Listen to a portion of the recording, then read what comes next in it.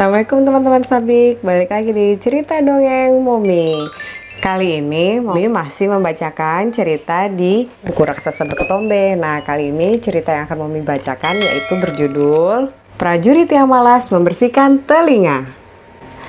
Prajurit yang malas membersihkan telinga. Siang itu matahari bersinar terik. Para prajurit yang sedang berlatih bela diri pun bercucuran keringat. Rawijo, salah satu prajurit yang malas membersihkan telinga, mulai kehausan.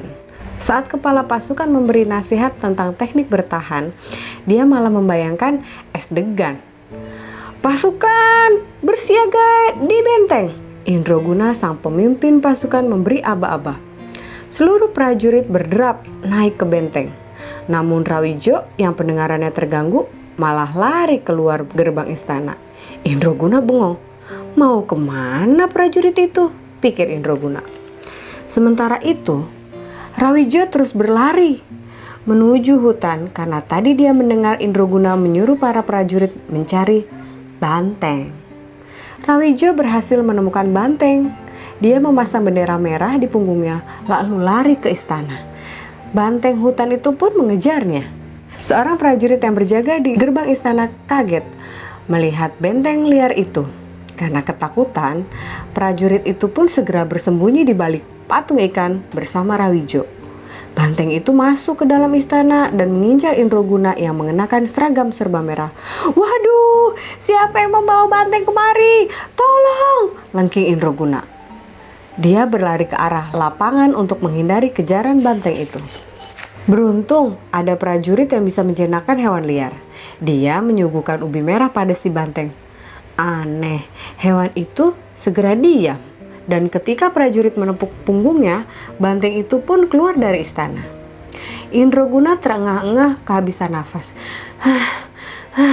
Astaga, kenapa banteng ini bisa masuk? Para prajurit tidak ada yang mengaku. Rawijo tidak mengaku karena dia kurang mendengar kalimat yang ditanyakan Indraguna. Keesokan harinya, latihan bela diri berlanjut. "Kali ini aku akan mengajari kalian teknik tiarap," ujar Indraguna serius. Rawijo seperti biasa melamun tentang ayam goreng dan sambal. "Kalau aku bilang tiarap, kalian harus merebahkan badan di tanah." Para prajurit menganggut-manggut, kecuali Rawijo. "Sekarang tiarap," pekik Indraguna. Lamunan Rawijo buyar dan lagi-lagi dia salah dengar.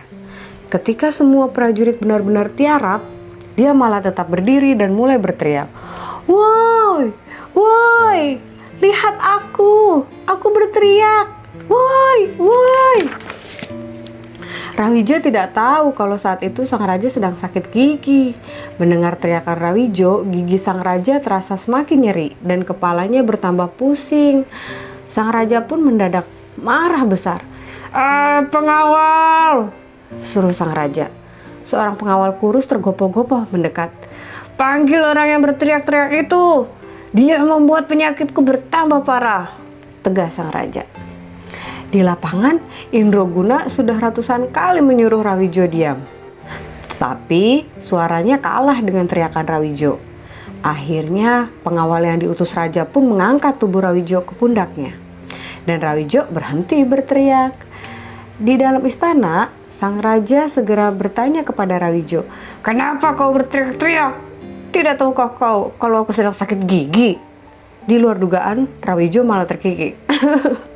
"Maaf Baginda, saya bukan sapi." "Hah?" Raja ternganga. Dia tak paham maksud Rawijo. "Apa kau tak mengerti maksudku?" Rawijo justru menggeleng.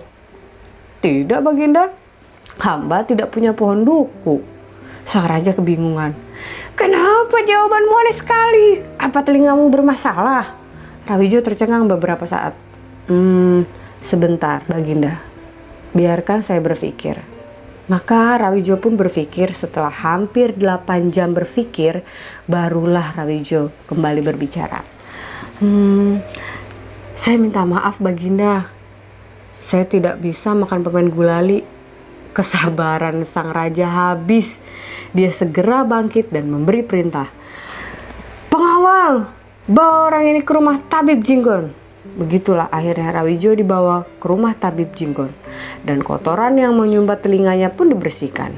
Kini pendengaran Rawijo kembali jelas. Namun dia masih malas-malasan membersihkan telinga. Sebulan kemudian raja benar-benar marah karena Rawijo membawa monyet-monyet liar masuk ke istana. Kalian tahu apa penyebabnya? Betul. Lagi-lagi Rawijo salah mendengar.